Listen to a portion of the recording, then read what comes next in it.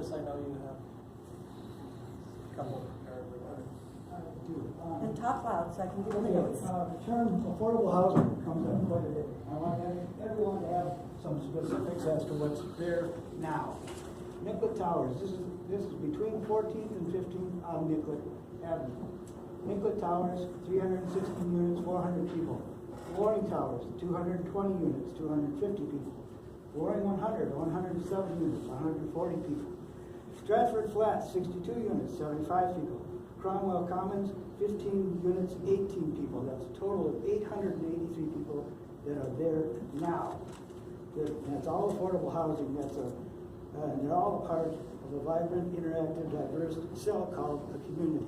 And they're an up and running, existing, strong community that cares about what happens to the linear footage along Nicollet. Now, with that, I have another question. You go back to your lobby. There. Can you tell me how many linear feet that is on your lobby facing Nicollet? So this is, I would say this is about 40 feet. 40 feet. From block to block is 250 linear feet.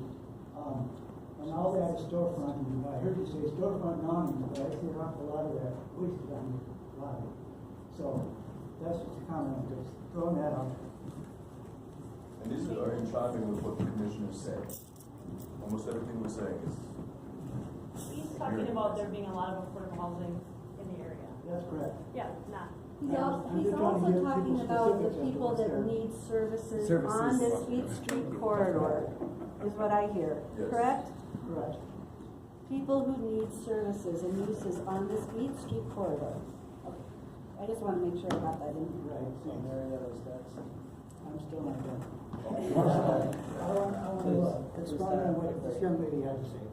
I don't want to dismiss the 1.5 mile long Minneapolis icon called and registered as Eat Street. What you've got there, starting at 14th, is the gateway to Eat Street. And it was a very successful pilot program that involved 3 neighborhood communities, Loring, Stevens, and Whittier, established in 1991. That's 27 years of up and operational, dazzling character and charm, and we love it. And I see our gateway being dismissed. I don't want that. Right now it says 27 blocks of diverse. We're losing Paynes, right, Lions Pub, Market Barbecue, south side of the barber shop. I don't know what's going there, but I know a lot of lobbies going there. And I'm not quite dazzled by that. That's just throwing it out there. I just want to point out, I appreciated that you took the time to look at the neighborhood's master plan and picked out the things that actually work for your plans as it is, but there are many other things that you didn't pick out. And I would like to just, for the record, I'm referencing page 18 of the Loring Park Neighborhood Small Area Plan, where there's a vision for the Loring Village, which is a designation in the Minneapolis Plan for Sustainable Growth as an activity center that would provide support for the following and other benefits. So I'm going to cherry pick mine. Support for a vibrant cluster of live theater, restaurants, bars, and cafes. An enhanced setting for visitors in the Minneapolis Convention Center. So again, talking about that gateway to Eat Street and into the neighborhood as people hopefully are drawn further into the park. Protection and improvement of access to a useful array of daily services for residents. Increased ridership and a tax base that supports the proposed streetcar line. Expanded cultural and economic development. Diversified housing options, offices, and hospitality businesses that complement downtown and the balance of the neighborhood. And day and evening street life that supports business and personal security. So to me, while guys are smart, and I know you care about the city of Minneapolis and doing a lot of work here. But it's also about protecting the charm of each neighborhood and what makes each neighborhood special and what makes a neighborhood livable, which is, you know, you nailed some of it. Some of it certainly is restaurants and bars and pleasant living spaces, but you haven't nailed all of it, and I don't know that one can nail all of it, but we're asking you to. And also because of the history, and finally, I think there's a lot of history in our neighborhood that deals with that it's been a center of cultural activity and arts activity, and that's in fact one of the things that has been identified as important to the neighborhood, particularly because the vast majority of residents are also involved in creative industries such as yours. I think, I'm not going to say anything new, but I just kind of feel that what I've been hearing is that a neighborhood has a soul, and this neighborhood has a really deep soul. And what you're doing is a business, and that's what you have to do. But somehow, it would be really wonderful if you could find a way to understand the soul of this community and be able to do your business at the same time and not just think in terms of meeting a demand for housing. There's demand for housing all over the city, and I think what I'm hearing people say is to respect what this community has been and to be careful about what you do, because neighborhoods are like very fragile ecosystems, and you bring one thing in, you drain a swamp, or you, well, that was a very sorry. But that does happen with wetlands. You know, they fill in wetlands, and then where do the birds go? So I'm just saying that I think I'm not giving you anything concrete. I think you've had some amazingly concrete, you know, from Jana, and I'm sorry I don't know your name, but, you know, to go higher if you can, but to preserve what's here and what people love. And this community has on the pens and on cups and everything, love flooring. People here love flooring, and it's really important to know that before you come in with a business model, that you have to understand that there's something here that people really love. So that's So John, I'd like to wait, we're going in order. There's still a queue. Just a couple of comments. I believe that the project 1500 Nicollet, 1 block north, that's going up, is approximately the same size, and it has all of its parking underground, 2 levels. This is a block closer to downtown. That development includes affordable housing.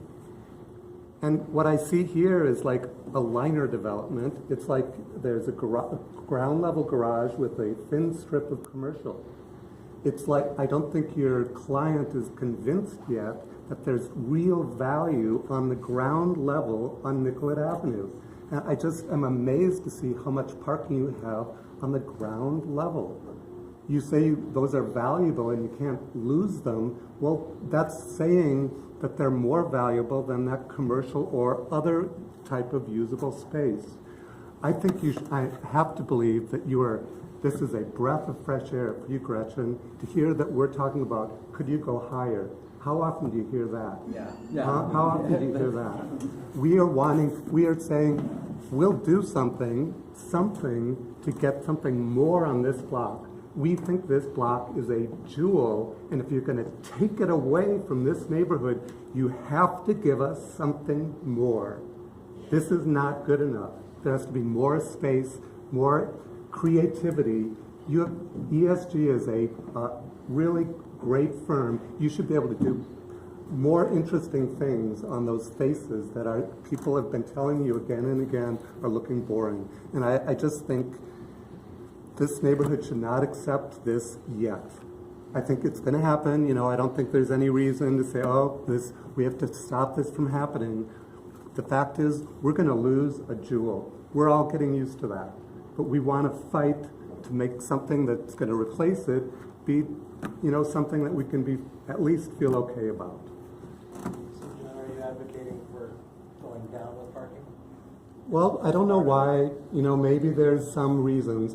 Again, my conclusion is that your client is not seeing the value in that first floor ground level. I would say, if you took away that one row of parking, yes, you might go down to point whatever parking. Well, I don't think anyone here would care about that. It would at least somewhat enlarge some of the commercial there.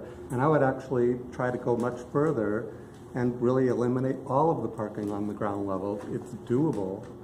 I think you just have to, I think there's ways of modifying this project to make it doable. I don't think that's acceptable. And we want to save the theater. Build over. Higher goes underground, they have a spiral goes. I have a question and an explanation. How would you guys describe the optics of how this is coming out, on how this is going to be taken by the neighborhood or even the city? And then kind of like the feeling of what's been brewing in terms of like the on the ground level is what I'd like to kind of share. Seems like the commercial and retail uses are the primary importance to people. That's to me like the optics I see is that's really the biggest issue. I don't think people are quite as concerned about parking or height. That's kind of other issues we have in other neighborhoods. Is height is the big issue and parking. To me, the biggest issue at a neighborhood level here is really maintaining and having as much commercial and retail space as possible. I think from a planning perspective, staff-wise, I'm not really sure did you talk to them about taller buildings at one point? It's early stages of this, kind of talking about the construction type. The reference is when you go above 6 levels, there really isn't an economy of scale, and so concrete is needed to get to that 10 floors above. Do it. I would add to your list of comment from earlier about it being, we've seen that design, that look all over along Greenway by Uptown. There's about dozens of things like that. I'd like to describe that second part then, because kind of the conversation that comes up with it is that there's a company that's redoing half a block on Nicollet that is reducing commercial business space from 40,000 square feet to 10,000 square feet. The rents start at $1,100, essentially raising rents everywhere else in the neighborhood. You can compare them to the tallest building around, but like I said, that's not really going to win over hearts. In terms of the design, it's kind of like gentrification and being monochromatic and kind of like simple. In terms of the impact on the community, it's removing a lot of diversity in terms of like every single Eat Street business we have is like a different culture, and along with the theater, along with the daycare center, and how this is affecting demographics on multiple levels. And then the only demographics that can replace them are people who are like wealthier from not of this area. It's having a negative impact on every regard. There's no reason anybody that I know about would be happy supporting you guys. In terms of like allocating in the businesses and saying that they're being taken care of on an individual basis, there doesn't seem to be a single business that feels that way. And so this is the optics. This is the impact, and it's starting to brew a storm. And I imagine that can be mitigated just by taking in some of the inputs, reworking some of the things, showing that you actually have an interest in trying to soften that blow a little bit. Because in terms of like affordable housing, you've made no efforts. It's not even an interest to you. And I suspect that's going to fabricate resistance. Maybe that'll be nothing. Maybe that doesn't matter to you. But it's not a healthy way to do business here. And I think that there's actually a lot of people who are interested in working with you and just trying to like, we'll take a few losses, but mitigate some of them. And just try, because it doesn't seem like you are. Before we move on, I would say that parking still is valid. So if we reduce parking, it's probably not going to go over well. If we reduce parking, is that a compromise people would be willing to make? I kind of feel like the placing the importance on parking too, like you're right, you just said, like, you have workers that might be that work downtown and they're close to the skyway. He was just mentioning that parking was important, so I just wanted to kind of get clarification if parking was reduced, would it be an issue? I mean, I think you have to understand, you're on Nicollet Avenue, there's an 11 that goes past there, there's like a bunch of buses that go there every 10 minutes. And I feel like we're putting a lot of importance on parking over people who have been in this space and community for years and served important roles in this community. And I feel like you are close to downtown. I feel like people who move to these places, they're close to downtown, there's access to transport. And like you mentioned, in the winter you can walk 1 block and you're in the skyway. So, I didn't mean to interrupt you, sorry. I was just adding on to it.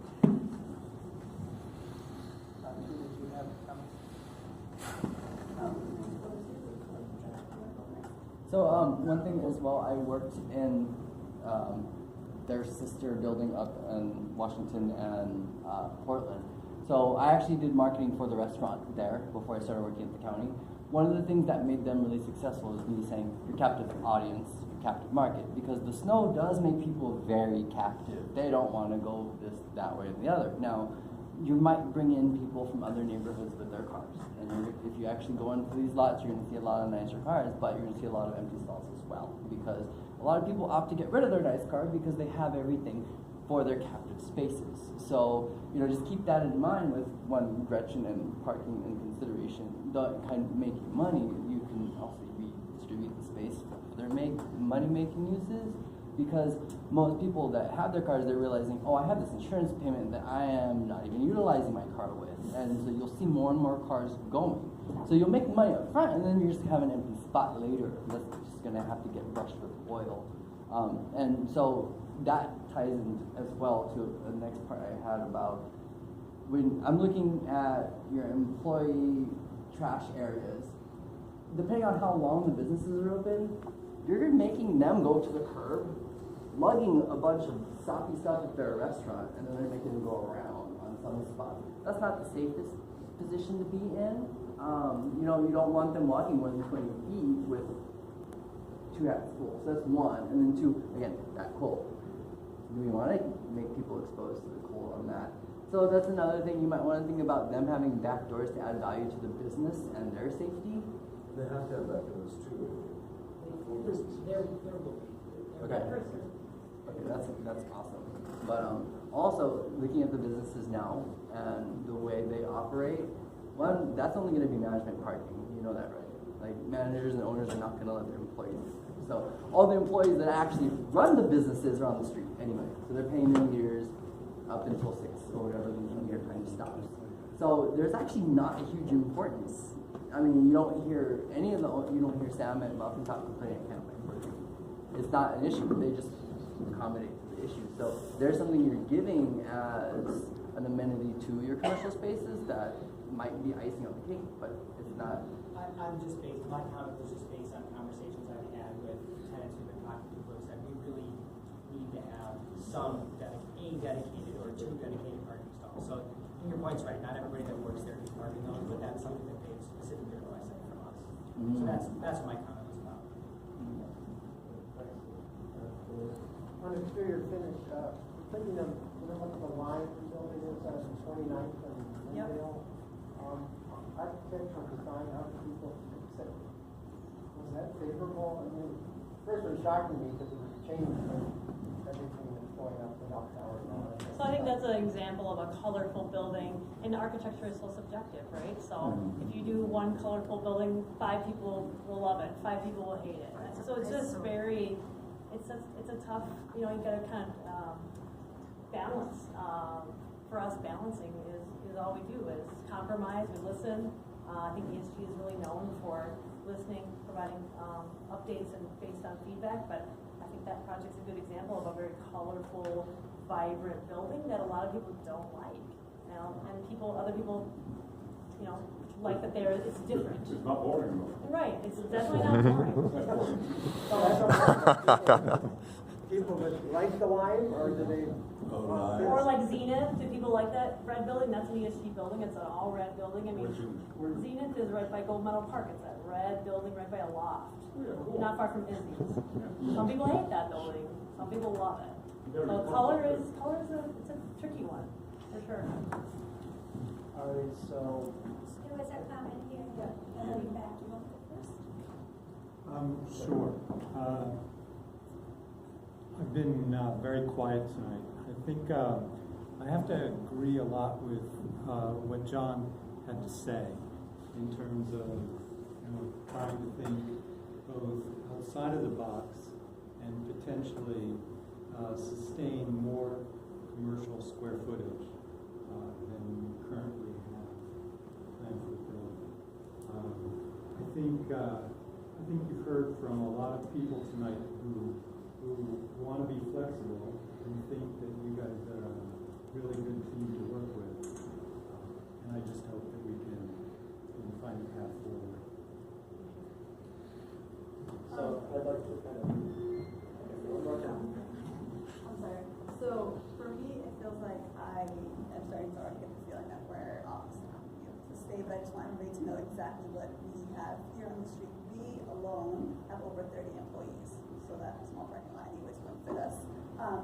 We used to have that parking lot, but we used to have a parking lot on 15th, but you guys currently have the building, and that's almost finished. So we've moved on to the streets and other places, so even if we were allowed to stay, we wouldn't be concerned about parking, because one, we wouldn't even be able to give us enough. So my thing is, the reason why developers have such a bad reputation, and it leaves a bad taste in people's mouths, is because it's the idea that you guys come in and literally bulldoze and displace people. Like, that's literally what you're doing to me and to our business. It's literally displacing us and saying, oh, well, maybe we'll help you guys find some commercial space that I could find on Google in 2 seconds. That's not providing anything for us. So what we would be losing, I just feel like the neighborhood isn't gaining anything by you guys building this building.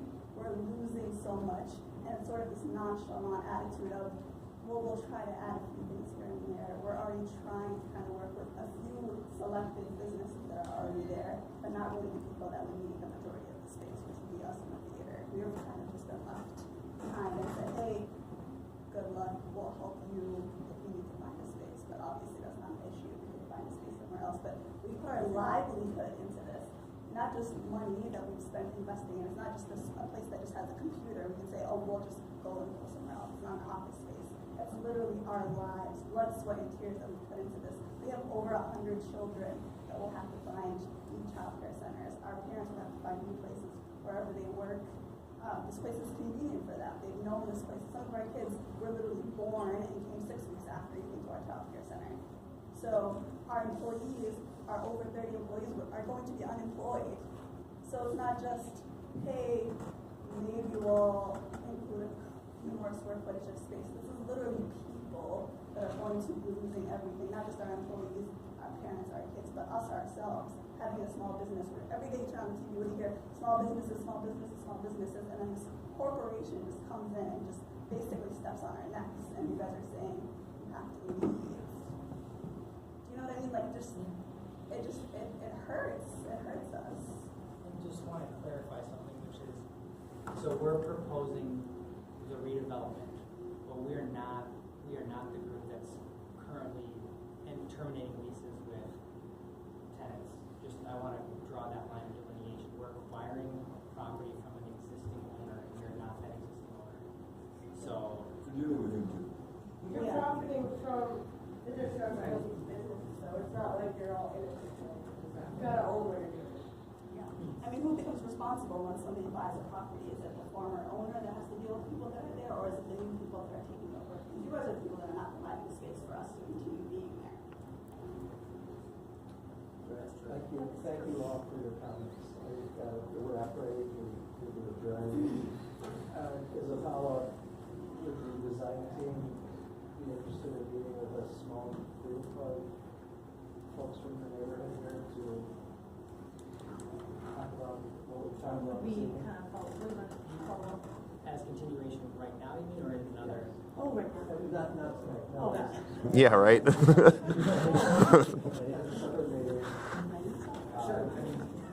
think we can find some time. And then we coordinate with yourself or Jana?